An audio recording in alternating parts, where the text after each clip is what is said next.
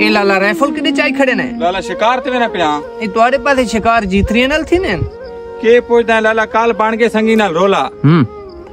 धक्का दे गए तो उसे कौन मारनो है ना पिया नहीं धक्के दी वजह तो तू उसको मारो है ना बे और दे चना राइफल और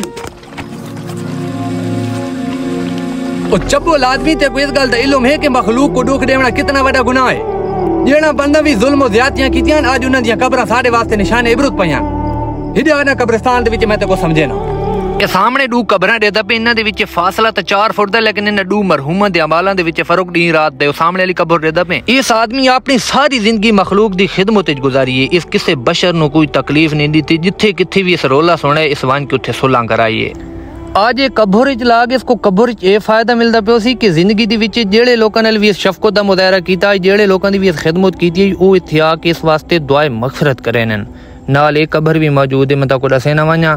बचकुन अली तरफ दी जात अल्लाह पाक इसको जन्नतुल फिरदौस से चाला मकाम अता फरमावे लेकिन ये दो बंदा दा कातली आई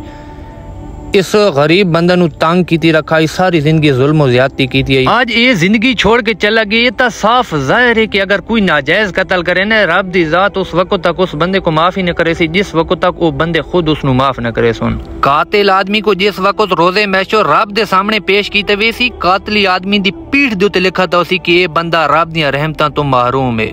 ओ कमला आदमी है निक्कियां निक्कियां गल्लां तो भेड़ लाड़ छोड़े दू कब्रां तेरे वास्ते समझो सबूत पईयां